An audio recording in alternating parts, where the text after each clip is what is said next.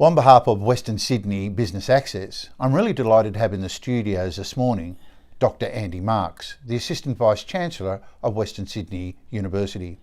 Dr. Andy Marks plays a very important role in the university and also in Western Sydney, and I'm really delighted to be with you this morning. Welcome. It's great to be here, Jim. Thanks for having me. Well, we're going to put you under the spotlight because you are an educated person, a person who loves Western Sydney in particular, and you have a very strong view, an academic view, the pub test view about what should be happening, what is happening in Western Sydney. So let's go straight to that. How are you finding Western Sydney at the moment? Oh, look, the region's going gangbusters at the moment. So Western Sydney, in the last 2 or 3 years alone, I think has flipped from being known as a region in deficit to being a region that's punching well above its weight. And I'm probably the happiest bloke in the West at the moment, alongside yourself, about that. I always believed that transformation was possible, and I always knew in my guts that Western Sydney would be a leading region for Australia. But to have so many other people recognise it in politics, and most importantly, kids in Western Sydney realise it. And that's happened. That's really come of age in the last couple of years. And we'll talk about the university later, and we'll talk about a wonderful announcement that has just taken place as we speak. Your view with regards to the university in the context of Western Sydney, I mean, must give you such a great feeling and a great admiration of how people have really got behind the university, particularly this university. Yeah, look, this university was born of the West, and it was born through the usual coming together, but the usual biffo as well. You know, there were a lot of disparate colleges that came together to form Western Sydney Uni, and I tell you what, it's pulled out the best of the region, and there are really distinct strengths that we see in Campbelltown with the School of Medicine, and in Kingswood with the engineering faculty, and Parramatta with business. The region is sorting itself out academically, and it's doing so in a way that sends very strong signals to not just other universities in Australia but internationally, that we're not just a university here to be an also-ran. We're here to be a global leader and a competitor. And I think our listeners and viewers should know, how many students approximately do we have at the minute? We've got about 45,000 students. That's huge. Which is incredible. So, you know, that puts us of the 40 odd universities in the country, that puts us in the top 10 in terms of scale. So when you've got 45,000 kids coming in every day to improve themselves and improve their family and their prospects, that's transformative. There's a ripple effect of that, and that's uplifting this region, and we're so proud to be, having a role in that way. You are leaders, and truly you should be congratulated at every level within the university and what it continues to do for people in Western Sydney.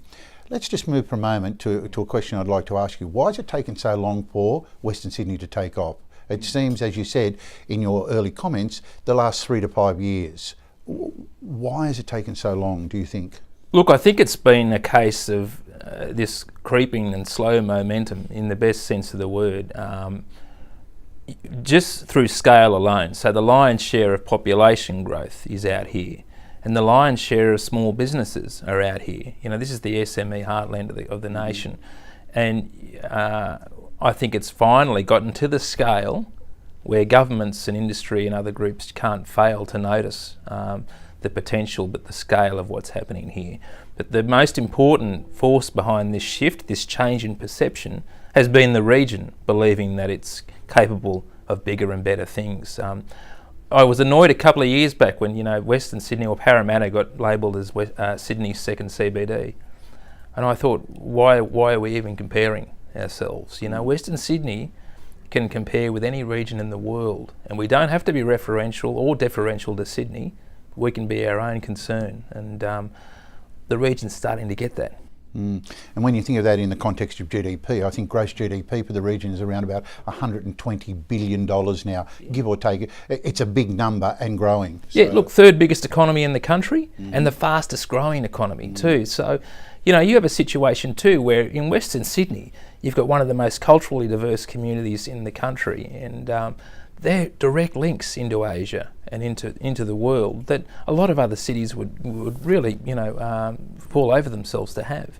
And so Western Sydney's strength is, yes, it's got scale, yes, it's got growth and it's got momentum, but it's got those international links, and it's like the giant sleeping bear just starting to wake up, and I think it's an extraordinary opportunity for this region But if government get on the back of this and harness it, it's a wonderful opportunity for Australia. And that's where I'd like to home in on now. Let's have a look at the politics of the region, because to me that's going to play a very important role in 2019. And when I say that, the real impetus of where governments, whether they're in or out at the minute, are going to take this region. Let's walk through that. Yeah, look, I'm glad you asked that. On Western Sydney, there are three stories that come out of Western Sydney in the media. Usually they're involving either a shooting, a heat wave, or an election, right? And there's more to Western Sydney than that, and you know that. Yep. But I think it's very important that, yes, we admit that Western Sydney's a battleground in state and federal electorates. They're won here, elections in Western Sydney. But it's more than that. As I mentioned earlier, the economy and the region are at such a scale now that it's got to become the case that the political arguments around Western Sydney grow in complexity too.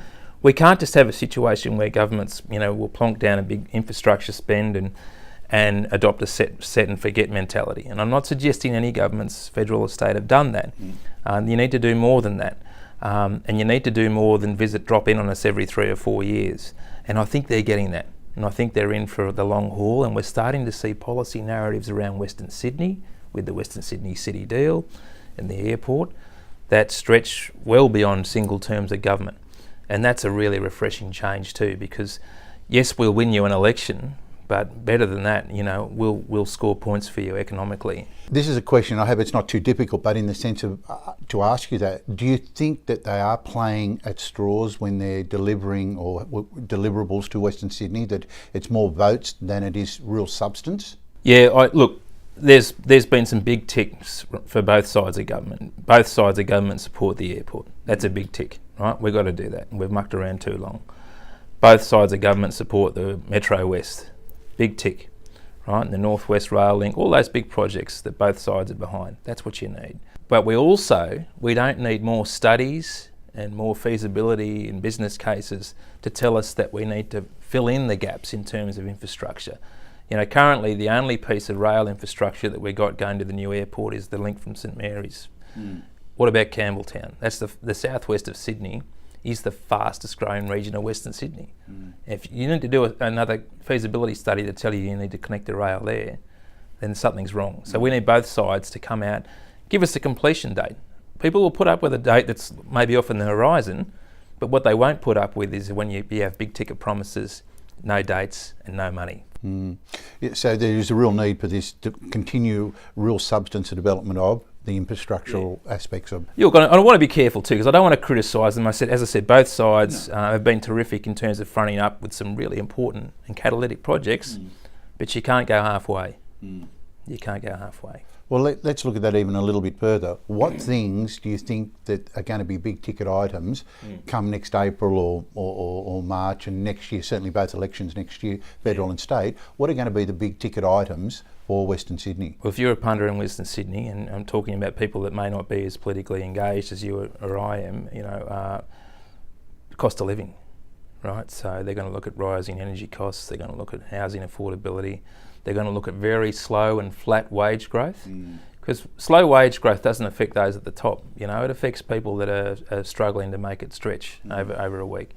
They're the ones that feel it, and that's predominantly people in some regions of Western Sydney. So they're the big ticket items. They're the ones that'll turn votes inside the booth. Government are right to focus though on things like infrastructure spends, but they've got to explain why they're doing these things more. Now, the issue of having to have the lion's share of Western Sydney hop on a train every day or on the M4 every day to go for jobs that are in the city, that issue matters more to people than whether you're going to build a rail line or whether you're going to, you've got to think about the time that they get to spend with their family, which is very limited now. Most of them are getting home after a 90-minute commute every day. That's problematic, because that has a social impact, that has a health impact, that's got an impact on childhood development and on family cohesion. So all those things. But look, if you want to talk about the three big ones, cost of living, sluggish wage growth, and housing affordability, they're the ones that'll be the crunch issues. And Andy, I agree with all of that. I think that's really succinctly put forward to our listeners and viewers. I just come back to look at Western Sydney again In what particular areas within Western Sydney do you feel that we should be really putting resources? Yeah, look, it's good. The areas that I think are going to need the most attention are those ones that are really on the margins. So I'm thinking about some of those areas in southwestern Sydney and Camden and Narellan and Campbelltown, areas that are really disconnected from good regular public transport, areas that are sometimes referred to as dormitory suburbs, where people are way too far away from meaningful employment. I was very encouraged, and the university is very encouraged by the fact that the government, state and federal and local, have signed on to deliver 200,000 knowledge jobs under the city deal. Now, it's a big ask, and there's not as much detail as we'd like, but more than the airport, more than the roads, more than the rail and now the promises, we are zeroing in on holding government to that promise. They promised to deliver 200,000 knowledge jobs in those city deal electorates by 2026. That's what's going to change the region, because people need to be close to where they work. Do you think it'll be a tight election at both levels next year? Geez, there are some areas where, redistributions in Macarthur federally mean that former Liberal seat now is probably safely within Labor hands. I reckon Lindsay will certainly be up for grabs now, particularly given recent controversies around the Labor candidate there, or Labor member. And Macquarie too, which takes in the mountains and parts of Windsor. I think as well you'll see some kind of contest heat up there, although I'd say Susan Templeman's been a pretty good first-time member up there. Craig Londy, I think, is pretty safe in what was formerly a marginal electorate, and now he's made it his own in Reid. David Coleman might face a challenge for the Libs in Banks. That's pretty tight. It's a hard one to hang on to for him. The rest of them, I don't see much movement happening. I don't see much chance of any movement across Western Sydney outside of those ones. If you were the minister, I'm going to ask two quick questions. If you were the minister for Western Sydney, what would be your flagship comments to both the state and federal Premier and Prime Minister, respectively? Oh, look, as the Minister for Western Sydney, I'd be doing much more listening than talking. So I think we need to see a more concerted effort from government to stack the ministries and cabinet with more people from the region too. We have, at the state level, we have Stuart Ayres and others who are in quite senior positions. We need more Westies in senior positions in government. We need more women from the West as well. No, I think that's a really good reflection, particularly in ministerial. I think that's what you're really talking about. Yeah, it's where you can actually affect big change, and we have some terrific ministers at the state government level, some very good ministers indeed, and I think the Greater Sydney Commission's been another force that's worked well with government to lift up the region. But you've got to have more people that come from the West. I mean, we represent the largest proportion of voters and constituents in the state, and there's not enough of us in cabinet. There's a stack of us in Parliament, but there needs to be more in cabinet, and there needs to be more women from the West, and more culturally diverse people too, I would say, Jim. And I think they need to be looking at that long term, not just one election period. No. They need to be looking at that 2 and 3 out of where they currently are at the moment, because they could miss the boat. Yeah. In the final minutes, I want to ask you, tell us about the university, because it's exciting times for you. The Vice-Chancellor and yourself and others have been working extremely hard to continue the dominance, in the sense of putting your footprint even bigger in so many places in Western Sydney, and to be congratulated. One of the things underneath that, of course, it attracts other competition. Oh, look, bring it on, right? One of the best things that we've had occur under our Vice-Chancellor, Professor Barney Glover, has been a very outward-looking focus becoming a priority for us here. And one of his first comments when he came into the job roughly 5 years ago now was to come out strongly in favour of Badgerys Creek, the airport. And we got knocked from pillar to post. We had people calling us up, but you got to come out and you got to stand up for the region, and you got to be consistent. Universities have a role to play. We've got a role to play as the intellectual or the evidence-based leaders of our region, right? We've got to stand for facts, and you've got to do that more so now than ever in the era of post-truth and fake news. Unis are going to be relied upon to be the last bastion in the truth, right? We've tried to fulfil that role in the West, and that's why we don't mind if there's competitors come in here, but what we do mind is if they come in here and then they funnel all of their investment back to their own region.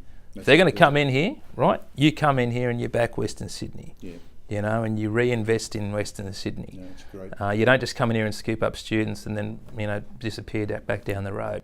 You get on the field, so to speak. You don't, you know, from the sideline. Yeah, you've got to back the region. That's all we ask, and we'll take any number of players in the region. We'll work with them if they're going to do that. Andy, I've really enjoyed our time together. It's gone so quickly. You have the last say. What would you like to say with regards to Western Sydney as we finish our... Oh, look, Western Sydney, Jim, is, for me, is the greatest community in Australia, and it is so because of the people. And yourself and Access News and others that believe in this region have been at it for the long haul. And yes, it's come good, you know, in recent times, but that's been a long journey.